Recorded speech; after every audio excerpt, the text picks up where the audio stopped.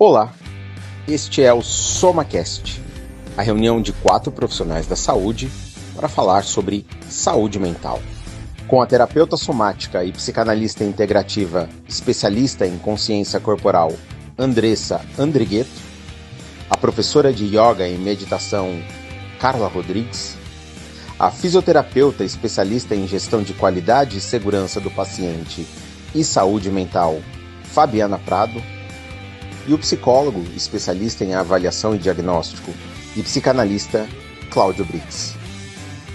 Fique aí, o episódio já vai começar. Estamos aqui no mês de março, mês das mulheres, e hoje o nosso tema é: a saúde mental das mulheres está pior ou apenas está sendo nomeado o que antes era silenciado? Pois é, na minha opinião, eu acho que está sendo nomeado. O que muito foi silenciado. Depois da pandemia, começou-se esse movimento de olhar muito para a saúde mental. Devido ao aumento na incidência dos casos de depressão, ansiedade, síndrome do pânico, burnout, tanto de olhar para a saúde mental, de valorizar a saúde mental, como o autoconhecimento. Você olhar para dentro de si. E na hora que você começa a olhar para dentro de si, você começa a identificar padrões tóxicos, crenças limitantes. E aí você começa a ter a percepção e a vontade realmente de mudar, de ser uma pessoa melhor, de corrigir. Que até antes você não enxergava, porque a gente não enxerga mesmo. Quando a gente está olhando para o mundo, a gente não enxerga os nossos defeitos, essa é a real. Com esse movimento de saúde mental, pós-pandemia, enfim, as pessoas, não só as mulheres, as pessoas começaram a olhar realmente para dentro de si, através de terapia, foram surgindo vídeos, a internet está aí, muita gente falando sobre isso, de realmente olhar para dentro de si, de dar uma atenção maior para o autoconhecimento, e aí você acabar identificando padrões tóxicos. E uma vez que você identifica o padrão tóxico, ou as crenças, enfim, aquilo que está travando a tua vida, e você começa a melhorar, a corrigir isso, de uma certa forma, com várias terapias, autoconhecimento, enfim, esporte, tem milhões de coisas para trilhar esse caminho, você realmente se torna uma pessoa melhor, mais consciente, e você acaba melhorando as suas relações, Isso impacta, isso reflete na sua vida social, na sua família, com as pessoas que você convive no seu trabalho. E aí, hoje em dia, a mulher ela consegue falar: eu tive uma depressão pós-parto, eu passei por uma síndrome do pânico. Isso sai do campo moral, Exato, é mais fácil. Tinha muito julgamento moral em torno disso. Sim, existia vergonha, Era, antigamente, pouco tempo atrás, era uma vergonha você falar que você estava indo no psiquiatra, que você estava tomando uma medicação. Começou-se a nomear mais e tratar desse assunto com mais naturalidade. Até você citou a depressão pós-parto, até a depressão pós-parto era um tabu enorme falar sobre isso. Enorme. Tem a ideia de que após a maternidade era só regozijo e sensação boa que devia haver, e a depressão pós-parto era uma coisa intocável, enquanto assunto. Exato. Romantiza muito, essa questão da maternidade. Eu posso falar, porque eu tenho 2 primas que estão com bebezinhos pequenos. Maravilhoso ser mãe, isso, aquilo, não sei o que. Não, tem uns perrengues aí de não dormir à noite, de uma exaustão absurda, um gasto energético absurdo. É lindo a maternidade. Mas não são só flores. E aí acaba, às vezes, alguma mulher que está passando por esse processo, ela entra realmente, que é o que você falou, no processo de comparação, que para ela não está sendo tão maravilhoso igual o que aquela outra mostra. Exatamente. E esse gancho, de quando a mulher ela é múltipla, ela tem vários papéis, e dentro da maternidade ela já vai ocupar o papel da profissional, da filha, da esposa, e ela não tem nem o direito de sentir que o corpo dela, entrou num processo de os hormônios têm uma queda grande, então até ela se organizar, até ela se estruturar, então existe sim essa cobrança em excesso mesmo, E por décadas as mulheres passaram por todos esses estágios, onde o que ela sentia, e se fosse fora do comum, por exemplo, ela não podia ficar nervosa, ela não podia, que era neurótica, ou ela não podia, né, não querer conversar, porque ela estava em depressão, ou qualquer outra coisa dentro do seu próprio ciclo, o seu ciclo menstrual, por exemplo, em que tem semana que ela vai estar ativa, tem semana que ela vai estar mais introspecta, e isso era visto como algo que ela estava fora do padrão, né? Você não está proativa, então você não funciona. E não funcionar era algo que, para a mulher, né, que estava também lutando com essa questão, né, de se colocar no mundo como a voz feminina, não era muito bem visto, essa ideia de ciclo é muito novo, né? Porque antes era tudo linear, tinha que ser tudo né? linear, né? E a mulher tá fazendo drama, né? Preguiçosa. Ou tá de TPM, que coisa horrível que é isso. Sim, existe algo acontecendo. A mulher é cíclica, né, internamente. E o homem já não, ele tem um ciclo mais do dia, né? É sol e lua. A mulher não, ela tem o mês inteiro ela tá em ciclo. Então isso é muito hoje visto e ouvido. Então, quando a gente fala da saúde mental e nesse viés da mulher, ocupa-se esse lugar de que quando a gente dá nome para aquilo que está sentindo, a gente valida as informações. Exato. E dentro da consciência integrativa, a gente vai buscar entender além dos sintomas. Então, eu estou com ansiedade. Por quê? O que tem por trás disso, né? Então, você vai nomeando, é um mapa, você vai mapeando até chegar no tesouro. E eu sempre levo para todas as pessoas, né, que eu atendo que tem um tesouro para você ali. Então, vai buscar o que está além disso tudo. E nomear é um pouco o que você trouxe, né? Possibilitou uma liberdade grande, não só para mulheres, eu acho que para todo mundo, né? Colocar o que eu estou sentindo. Sim, né? Eu estou com raiva, eu estou triste, eu estou com medo. E o que é trabalhar as emoções? O que é poder falar, né? E por muito tempo a gente foi silenciado, né? O ser humano foi silenciado de não sentir. E a mulher mais ainda, porque ela precisa estar o tempo inteiro, né, ali com firmeza. Ela não pode se colocar num lugar de fragilidade. Ou ela tem que estar no lugar do cuidado, né?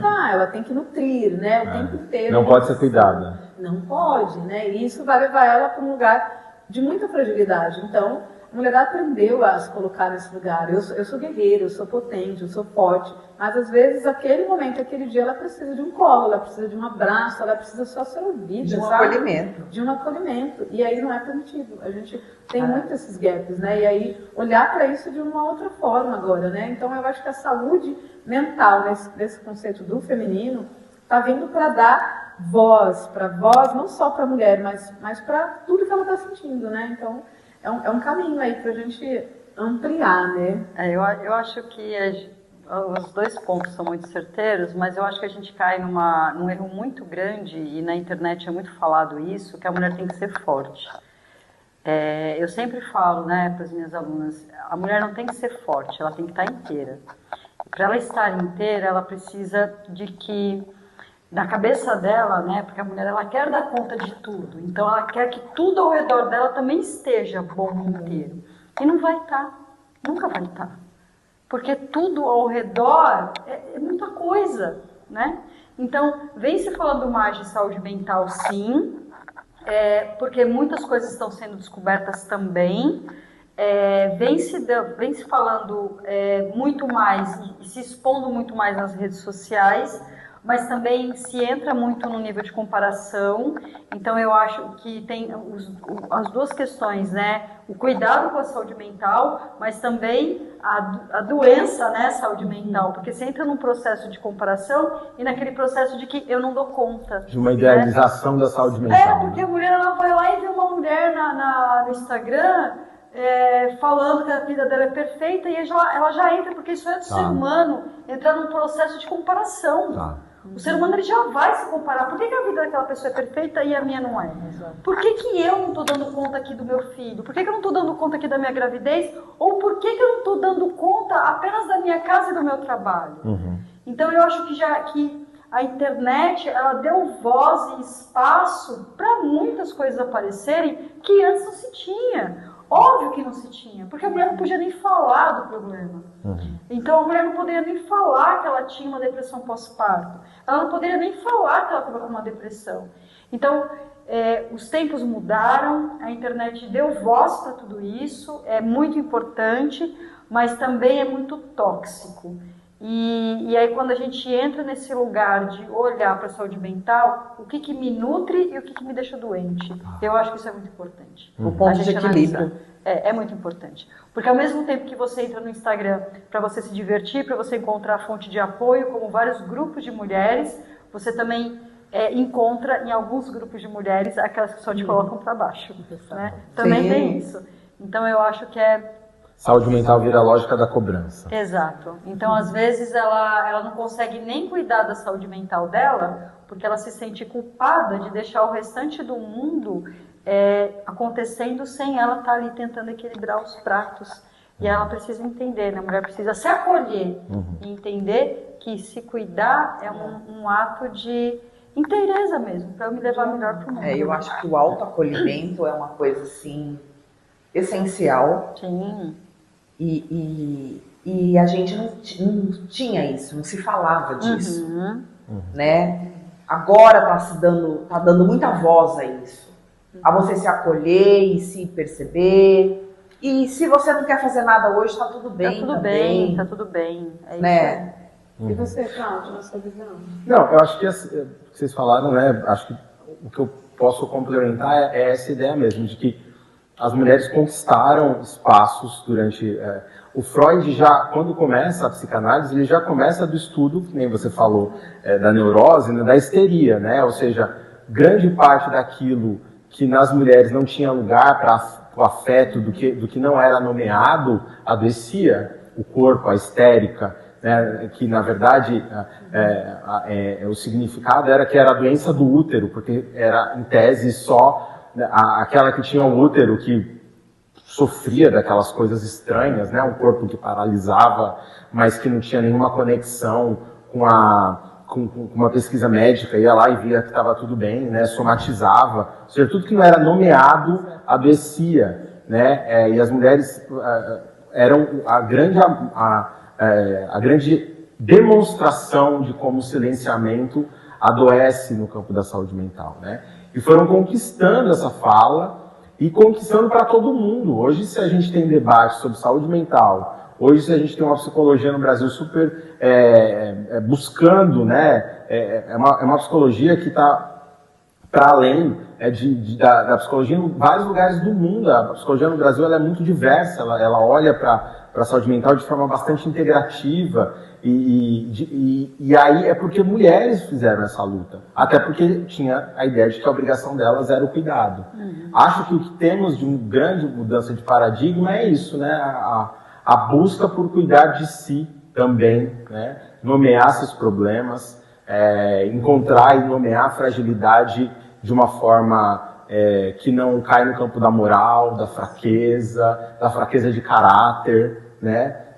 Ciente de que existem ciclos, que existe desequilíbrio e que isso faz parte da vida, né? Sim, e eu acho que é isso, mas eu acredito que hoje a gente consegue nomear um monte de coisa que sempre teve aí, marcas de violência emocional, várias marcas em torno daquilo que não era elaborado, mas a gente consegue nomear, as mulheres conseguem trazer isso e os homens, as crianças, os homens todos ganham muito com isso, né? Tanto que acho que hoje o desafio do homem é conseguir cuidar também, né? Do campo da saúde mental de forma verdadeira, nomear seus problemas, entender por que ele é movido pela violência, pela agressividade, mesmo quando essa agressividade, essa violência é passiva, né? Porque não é só o agressivo que pode ser violento, o passivo também pode ser violento no ver o mundo e falar, não, né, eu não faço nada. Tá, você não faz nada exatamente. Não faz nada mesmo. Exatamente. Então, acho que hoje o homem